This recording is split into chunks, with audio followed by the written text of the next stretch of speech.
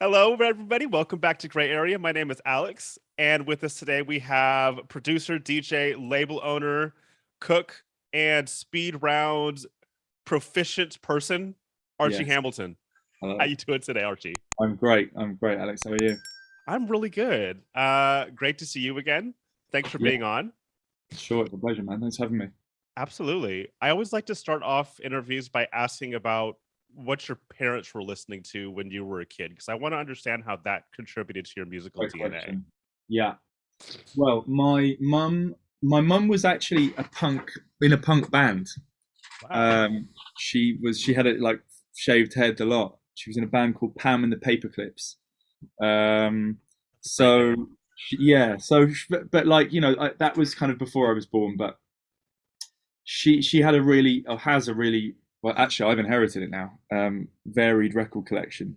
She didn't have space for it. I've now got it. So I've got like, yeah, a ton of like all kinds of stuff, from like the Star Wars theme tune double disc, to like she's got this mad Lynyrd Skynyrd picture disc of Free Bird on one side and Sweet Home Alabama, I think, on the other. Across the board, all kinds of stuff. My dad much more into like classical music, but also into like John Denver and um, just kind of that 70s rock, I guess it would be. Right. But then my grandfather was a concert pianist, so that, like, I remember I have very vivid memories of listening to him play for hours and hours and hours, because he just used to just play for hours to whoever would listen. And actually, at some points, it being totally psychedelic and trippy, like, because you'd sit there in the afternoon and it would be like sort of the sun would be going down. I was only young, I was only like 9, 10, but I Yeah. just remember like being in this half dream-like, almost asleep state, and listening to him play like these incredibly complex pieces, and just being like totally like, what the fuck just happened for the last 10 minutes? You know what I mean? I love So that. I've been very lucky when it comes to that. You've been surrounded by music for your whole life, and such like a varied like tapestry of music. That's really amazing. Absolutely. Yeah. And it was your mom who gave you your first set of decks too, wasn't it? I didn't even ask for them. That's the funny thing. I was gonna It was like ask. my 14th birthday, and she was rich. She at this point, my parents were divorced, but she had at the time she had a boyfriend, and he was into, well, he was a promoter, rave promoter, and my mum was like, "You've got to get into DJing. It's so cool." And she bought me these, like, it was the set that you used to get at the time from Newmark, Right. purple. You get the two decks and a mixer, and they were like belt drive turntables, and it was, I can't remember, it was called like Purple Dog or something like that. But yeah, so I had these decks. I had no idea what I was doing, and I was kind of like, I was actually going out and buying records, and I was living not in London at the time, but I was going out and buying like garage records and breakbeat records, Yeah. and then trying to mix them in with like the stuff from her collection. Like that, I've actually, and I recorded it on tape. I managed to mix, I think it was Zed Bias Neighborhood, which was like a garage anthem, Yeah. with the Cantina theme from Star Wars. You know what I mean? Genius, actually.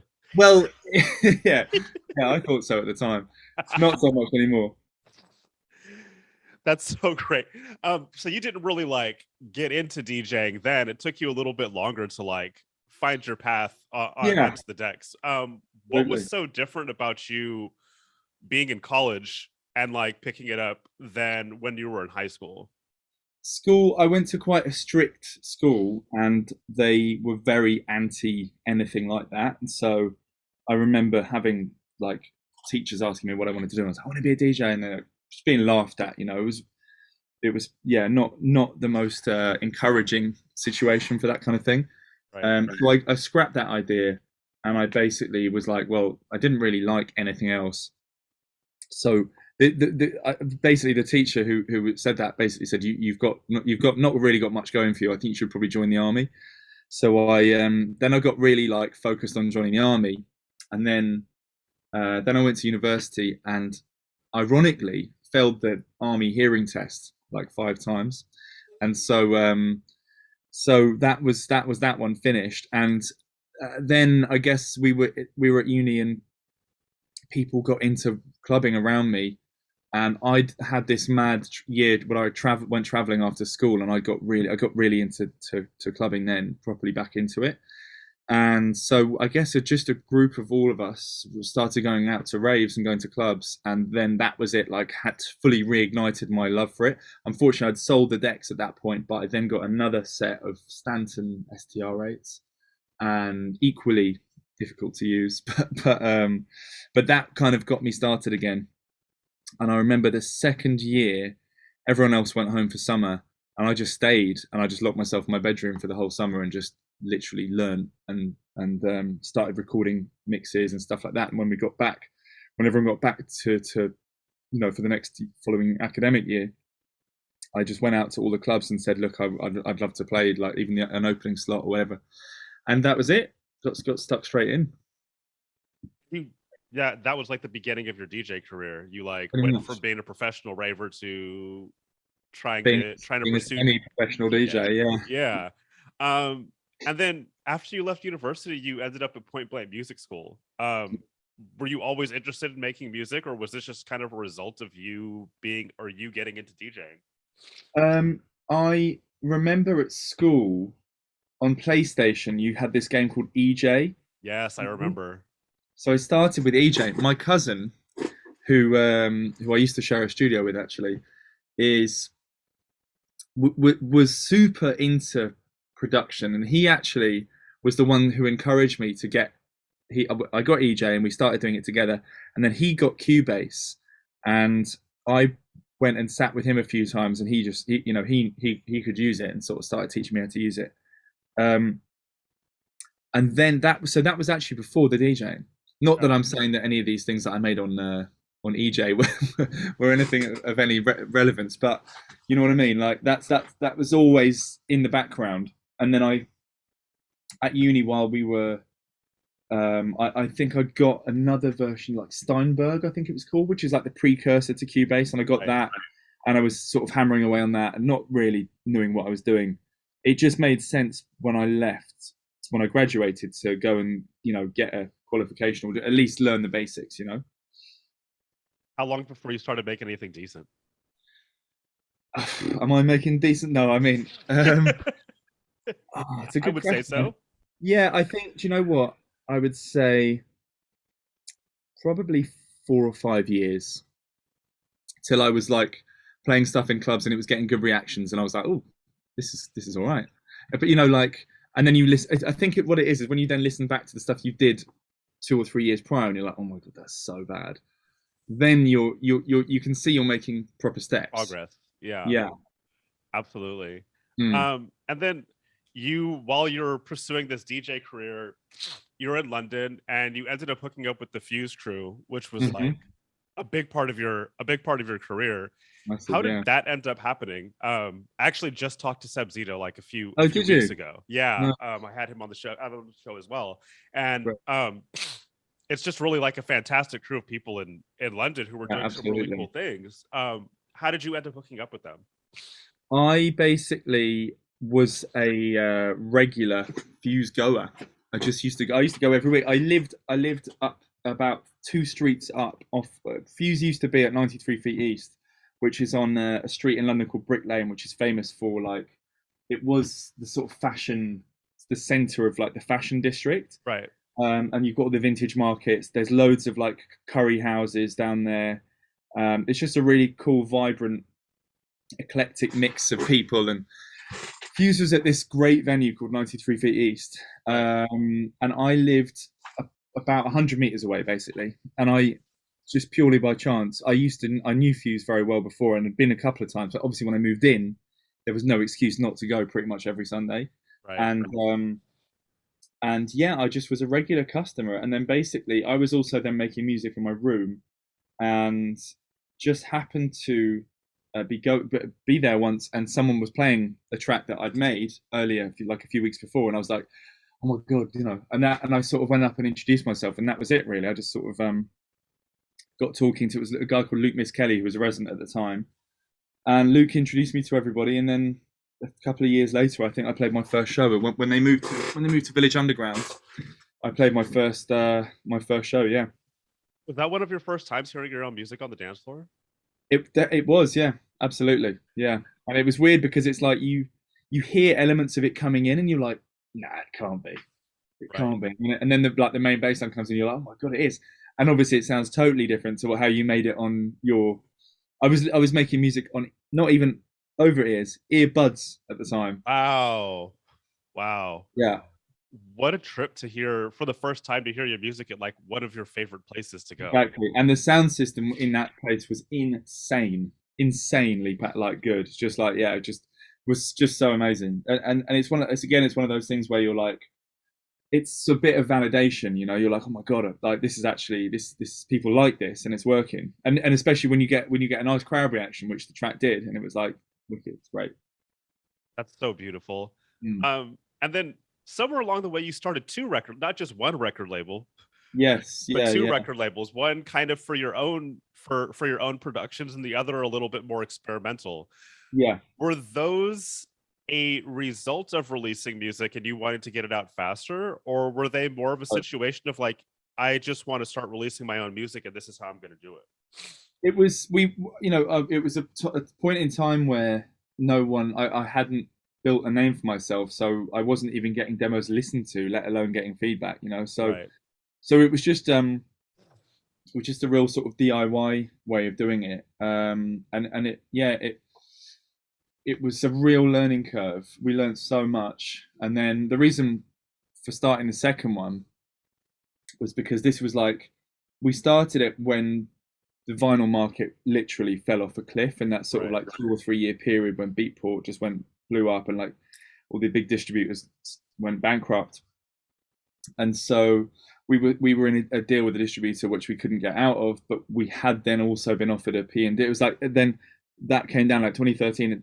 People started buying records again, Right. and so the second one came because we got offered a P&D deal, but it was also at that time what people were buying, the vinyl people were buying, sorry, was the more experimental, cool, underground, deeper stuff. So Right. that's why Moss kind of took its own sound and direction, and Moscow has kind of become more of a, I suppose you'd call it more of a dance floor focused label, bigger room, festival-y, stagey type music. Not obviously not going too far, but and then Moss has been the more deeper side. And it's nice also because it means we get to offer any artist that signs on either an opportunity to show their depth of in the studio either way. Do you know what I mean? If they sign a deeper label record to Moss, then they can do a bigger one on Moscow and vice versa. 100%. Mm. How has it been like continuing to run a record label as like your status in the industry is like increased? Because that's got to be, I know that's a lot of work.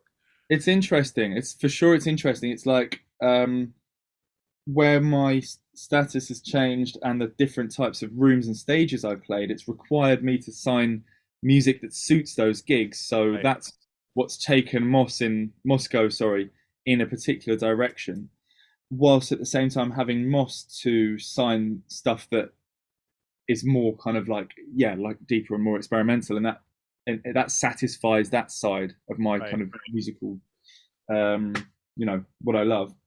Um, then that's one part of it. The other part of it is that obviously, as I'm sure you know, how much of a crazy roller coaster the industry has been through over the last decade or so, Yeah. in terms of like, vinyl, beatport, streaming, so Right.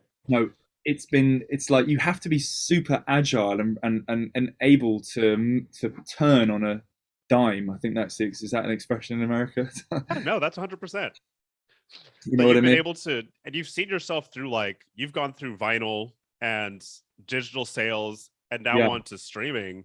yeah, It's kind of incredible that you've been able to keep the record label. And I mean, I say this with the utmost respect, but keep the labels going for this long, because yeah, that's a feat unto itself. yeah. Absolutely. I don't know.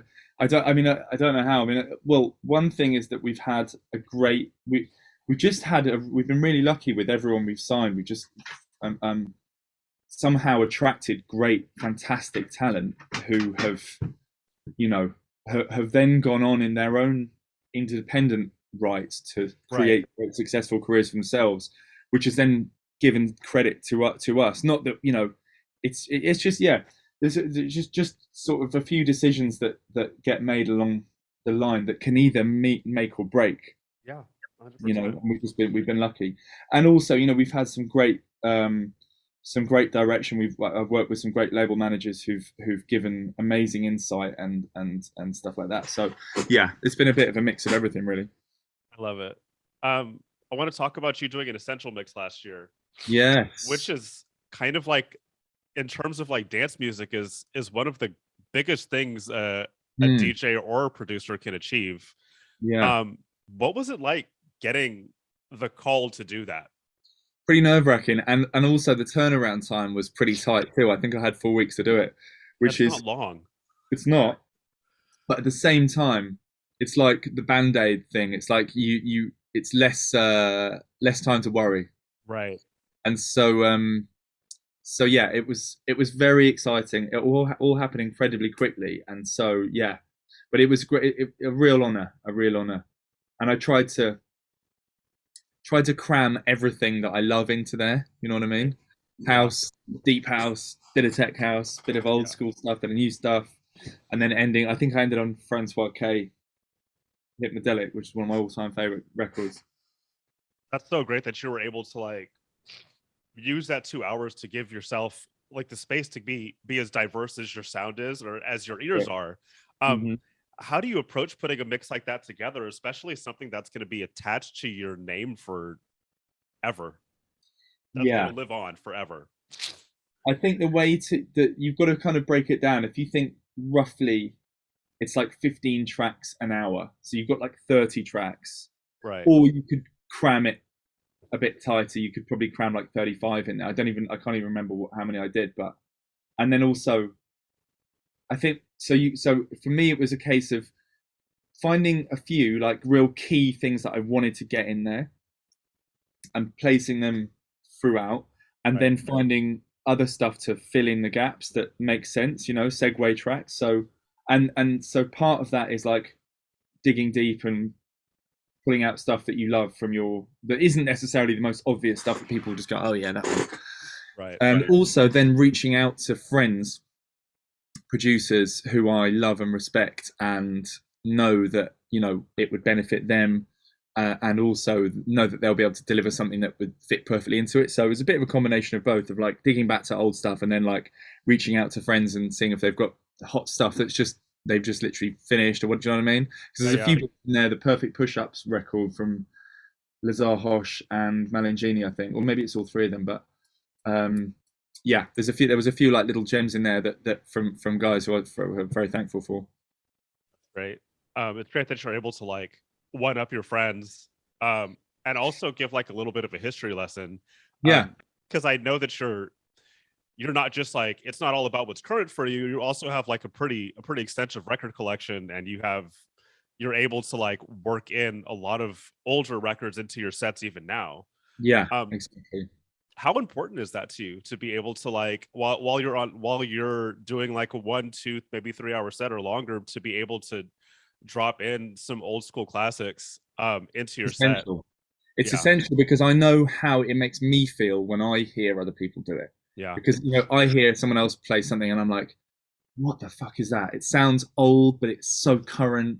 And then you can somehow someone might on the dance floor be like, oh, that's, you know, certain record from certain label from certain year, and you're like, what a legend! How like that because it makes you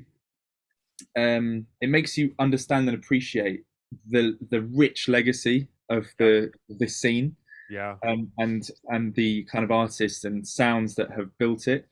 And so yeah, I mean, it's great for me. It's equally as exciting to hear something and be like, that's obviously a record that no one else has, and it's just something that someone's made in their studio like the day before Right. that sounds super sick and everyone's going to want it. Equally, it's super exciting to hear something like, you know, not even if a rare record, but like a record from the 90s or the early 2000s, or even the early 90s, early late 80s. You know what I mean?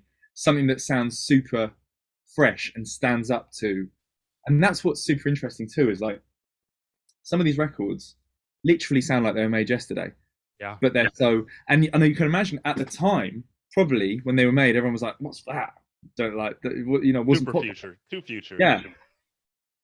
I was in Chicago in September, and at 4 in the morning, um, Zoo's playing like a Blacklist set, and he drops "The Reward Is Cheese" by Oh Dead wow. Mouse.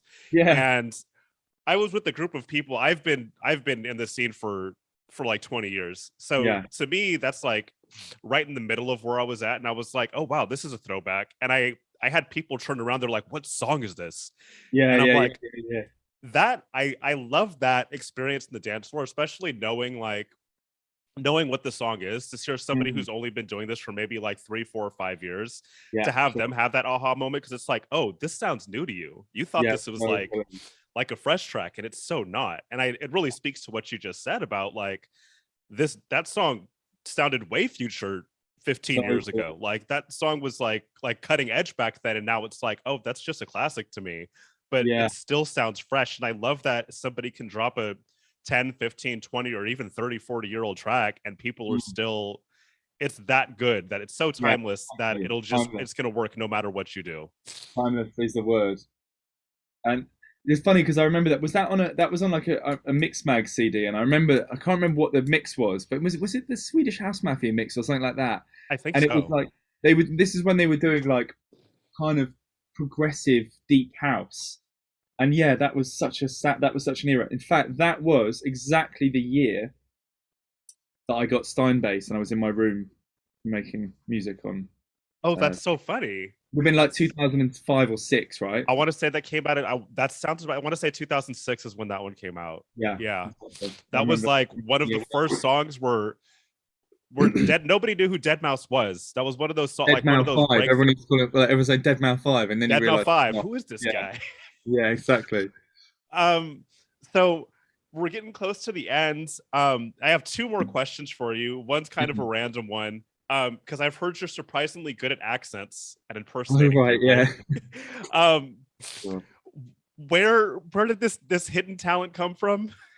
You know, someone pointed it out to me the other day. If you have a musical ear, Mm, if you're, you have a good ear for like key and stuff like that, then generally you're quite a good mimic. right. If you put your mind to it. So because if you think about it, if I said to you, hum the riff from Raw is Cheese, I'm sure you'd be able to do it like that, right? Right. And actually, it's the same principle. You're looking at like pattern, rhythm, and key. Because if you like, for example, and this is the one that I'm best at, so I'll do it. Like, well, where I'm from originally, I'm from a place called Wales, and I born in a town called Llanelli. And Welsh people, they stop in the middle of a sentence like that. It's very rhythmic, and they go up and down. And so do you know what I mean? It's like it's all Yeah. about learning the cadence The of the thing. cadence. Right. That's Do you use that in weird situations? Sometimes, so your DMV, we have something called the DVLA, which is the Driver's License Authority, or whatever, Yeah. based in Swansea, which is the town next door to where my family's from. Yeah. And whenever I call them, they always answer. They always hello, and I can't help myself but speak back in Welsh Same way. accent. Yeah, If anything, it's some entertainment for you, right? that's it. Exactly, exactly. um, I always like to end my interviews asking what excites you about the future of dance music. What excites me about the future of dance music? Certainly, I mean, some of the music that I've heard from people who've made music in lockdown, people have been super creative, and their like skill level just went because they had nothing else to do. Right. And we haven't. I don't think we've heard like half of the records that were made in lockdown yet, because of, especially with like vinyl pressing plant turnarounds and stuff like that. So one thing is to be able to hear some of the sick music people have been making in this downtime, and the second is that, I mean, I just don't, I'm looking forward to a time when we don't have to think about restrictions and stuff like that. I'm looking forward to a time when we're free to live as we used to. Yeah. 100%. I agree on both accounts. Mm. Yeah, I think we haven't even scratched the surface on the amount of incredible music that's about to come out in the next Exactly. like year. I think 2022 is going to be, Very major. yeah, it's going to be one of those years that kind of flips the switch or changes things. Defining Like, defining year of yeah, absolutely. And hopefully also that means sometime in 2022 we'll be able to talk about going a month without hearing about a new restriction being thrown on totally. us, and we I'm can very all something like that. congregate together like we did Elro and Exactly. just have a good night Exactly. out. That was a great night. It was a great night. Thank you so much for taking the time out to speak to us today. Thanks to you. Yeah, absolutely. It's been really great and great to see you again. Um, hopefully you make it back to the States again sometime soon. Hopefully March. Yeah. Oh, Yeah. March. Nice. Yeah. Yeah. Well, I'm not in from New York. I'm actually in San Francisco. Okay. So Nice. if you make it out to San Francisco, let me know. I certainly will. We're working on a date at Halcyon, actually. Halcyon is one It's of my favorite places in the city. love it. The bomb. It's such an incredible space. Yeah, it's awesome. And I love the team there. They're just great. They're great. They're so Yeah. great. Yeah, I love them. I'm actually playing there next month. Yeah. Oh, you I'll be there are? next- Nice. Yeah, I've been before, but this will be my first time actually playing there. So Oh, great. Oh, you're going to love it. You're going to love oh it. yeah, I can't wait. I can't wait. Well, thank you again so much, and we will be speaking soon. Great. Absolutely. All Take right. it easy, buddy. You too.